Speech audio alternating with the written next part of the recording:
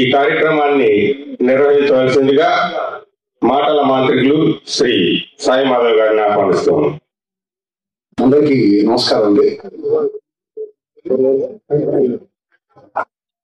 ఈ కార్యక్రమాన్ని నిర్వహిస్తున్నటువంటి ఈదర రామారావు చారిటబుల్ ట్రస్ట్ వారికి, అలాగే రోటరీ క్లబ్ తెనాలి వారికి ముందుగా నేను అభినందనలతో పాటు ధన్యవాదాలు కూడా చెప్తున్నాను.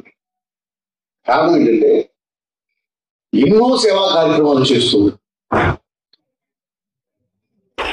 ఎవరికి ఎలాంటి అవసరం వచ్చినా, ఎలాంటి కష్టం వచ్చినా మేము ఉన్నాము అంటూ ముందుకు వచ్చేటువంటి ఈదర రామారావు చారిటబుల్ ట్రస్ట్ కానివ్వండి, రోటరీ క్లబ్ వారు కానివ్వండి, కళారంగం వైపు కూడా చూసి నాటక రంగం వైపు కూడా అడుగులు వేసి ఈరోజు తెనాలిలో 2వ సంవత్సరం దిగ్విజయంగా వాళ్ళు కొనసాగిస్తున్నారు. అంటే నిజంగా తెనాలి నాటక రంగం తరపున, తెలుగు నాటక రంగం తరపున నాటకానికి బిడ్డగా, నాటకం వల్ల ఎదిగినటువంటి ఒక మనిషిగా నాటకం తరపున వాళ్ళకి నేను కృతజ్ఞతలు తెలియజేస్తున్నాను. ఈ నాటకోత్సవాలు ఇలాగే అద్భుతంగా జరగాలి. ప్రతి నాటకం, ప్రతి నాటిక జనాన్ని ఆకట్టుకోవాలి. ప్రతి పాత్ర జనం గుండెల్లో నిలబడిపోవాలి.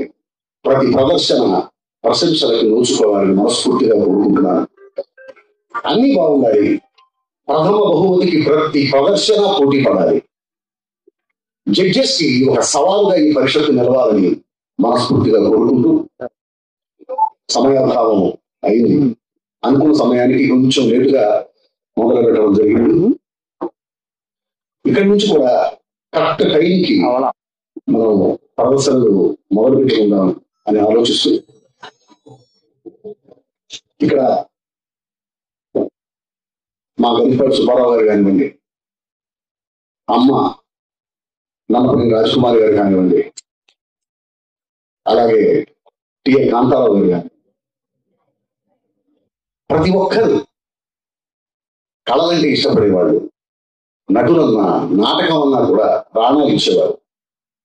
ఈ కళల కాణాచి తెనాలిలో నాటక రంగం ఎప్పుడు దినదిన ప్రవర్ధమానం కావాలని ప్రతి క్షణం కూడా ఆలోచించేవాళ్ళు. నాటకం కోసం ఏదైనా సరే చేయడానికి ముందుకు వచ్చేవాళ్ళు. అలాంటి వాళ్ళు ఈరోజు వేదిక మీద ఉన్నారు.